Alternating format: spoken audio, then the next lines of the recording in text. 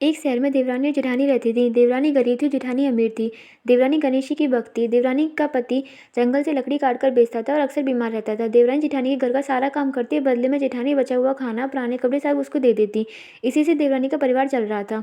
माघ महीने देवरानी ने तिल चौथ का व्रत किया। 5 रुपए का तिल और गुड़ लाकर तिलकुटा बनाया। पूजा करके तिल चौथ की कथा सुनी और तिलकुटा छींके पर रख दिया और सोचा कि चांद उगने पर पहले तिलकुटा और उसके बाद ही कुछ खाएगी। कथा सुनकर वह जेठानी के यहाँ काम करने चली गई।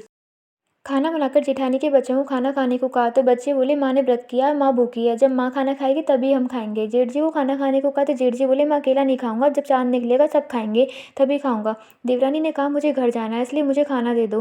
जेठानी ने उससे कहा आज तो किसी ने भी अभी तक खाना नहीं खाया तो तुम्हें कैसे दे दूँ, तुम सवेरे ही बचा हुआ खाना ले जाना। देवरानी उदास मन से घर चली आई। देवरानी के घर पर पति बच्चे सब आस लगाए हुए बैठे थे कि आज तो त्योहार है इसलिए कुछ पकवान आदि खाने को मिलेगा, परंतु जब बच्चों को पता चला कि आज तो रोटी भी नहीं मिलेगी तो बच्चे रोने लगे।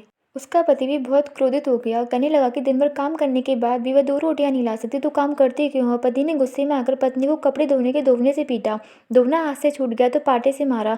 वह बेचारी गणेश जी को याद करते हुए रोते रोते पानी पीकर सो गई। उस दिन गणेश जी देवरानी के सपने में आए और कहने लगे धोवने मारी, पाटे मारी, सो रही है या जाग रही है। वह बोली कुछ सो रहे हैं कुछ जाग रहे हैं। गणेश जी बोले भूख लगी है, खाने के लिए कुछ दे। देवरानी बोली क्या दूं, मेरे घर में अन्न का एक दाना भी नहीं है। जेठानी बचा कुचा खाना देती थी, वो भी आज नहीं मिला। पूजा का बचा हुआ तिलकुटा छींके में पड़ा है, वही खा लो। गणेश जी ने तिलकुटा खाया और उसके बाद कहने लगे धोवनी मारी, पाटे मारी, निमटा ही लगी है, कहाँ निमटे। उसने कहा यह खाली झोपड़ी, अब कहीं भी जा सकते हैं, जहाँ इच्छा हो वहाँ निमट लो। फिर गणेश जी बोले अब कहाँ पहुँचूँ। अब देवरानी को बहुत गुस्सा आया कि उन्हें कब से परेशान किए जा रहा है, सो बोली मेरे सिर पर पहुँचो। और कहाँ पहुँचोगे।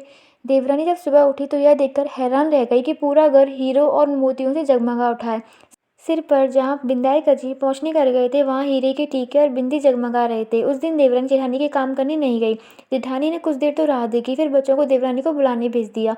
जेठानी ने सोचा कल खाना नहीं दिया था इसलिए शायद देवरानी बुरा मान गई होगी। बच्चे बुलाने गए और बोले चाची चलो, माँ ने बुलाया, सारा काम पड़ा है। दुनिया में चाहे कोई मौका चूक जाए पर देवरानी जेठानी आपस में कहने का मौका नहीं छोड़ती। देवरानी ने कहा बेटा बहुत दिन तेरी माँ के यहाँ काम किया, अब तुम अपनी ही माँ को मेरे यहाँ काम करने भेज दो। बच्चों ने घर जाकर माँ से कहा कि चाची का पूरा घर हीरो और मोतियों से जगमगा उठा है। जेठानी दौड़कर देवरानी के पास आई और पूछा ये सब कैसे हो गया। देवरानी ने उसके साथ जो हुआ वो सब कह डाला। घर लौटकर जेठानी ने कुछ सोचा और अपने पति से कहने लगी कि आप मुझे धोवने और पांटे से मारो। उसका पति बोला भली मानस, मैंने तो कभी तुम पर हाथ भी नहीं उठाया, मैं तुम्हें धोवने पाटे से कैसे मार सकता हूँ। वह नहीं मानी और जिद करने लगी। मजबूरन पति को उसे मारना पड़ा। मार खाने के बाद उसने ढेर सारा घी डालकर चूरमा बनाया और छींके में रख सो गई।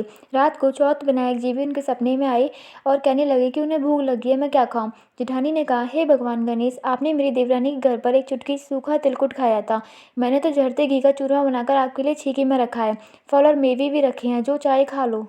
गणेश जी बोले अब निपटे कहाँ। जेठानी बोली उसके यहाँ एक टूटी हुई झोंपड़ी थी, मेरे यहाँ एक उत्तम दर्जे का महल है, जहाँ चाहे निपटो। फिर गणेश जी ने पूछा अब पहुँचूँ कहाँ। जेठानी बोली मेरी ललाट पर बड़ी सी बिंदी लगाकर पहुँच लो। धन की भूखी जेठानी सुबह सुबह जल्दी उठ गई। सोचा घर हीरे जवाहरात से भर चुका होगा, पर देखा तो पूरे घर में गंदगी फैली हुई थी, तेज बदबू आ रही थी, उसके सिर पर भी बहुत सी गंदगी लगी हुई थी। उसने कहा हे गणेश जी महाराज, ये आपने क्या किया, मुझसे रूठी और देवरानी पर टूटे। जेठानी ने घर की सफाई करने की बहुत कोशिश की, परंतु गंदगी और ज़्यादा फैलती गई। जेठानी के पति को मालूम चला तो वह भी गुस्सा हुआ और बोला तेरे पास इतना सब कुछ था फिर भी तेरा मन नहीं भरा। परेशान होकर चौथ के विनायक जी से मदद करने की विनती करने लगी और बोली मुझसे बहुत बड़ी भूल हुई, मुझे क्षमा करो। विनायक जी ने कहा देवरानी से जलन के कारण तूने जो किया था यह उसी का फल है, अब तू अपने धन में से आधा उसे देगी तभी यह साफ होगा। इस प्रकार विनायक जी ने सुई जैसी छोटी चीज का ही बंटवारा करवाकर अपनी माया समेटी। हे गणेश जी महाराज, जैसे आपने देवरानी पर कृपा की वैसी सब पर करना, कहानी कहने वाले, सुनने वाले और ओंकारा भरने वाले सब पर कृपा करना, किंतु जेठानी को जैसे सजा दी वैसी किसी को मत देना। बोलो गणेश जी महाराज की जय, चौथ मैया की जय।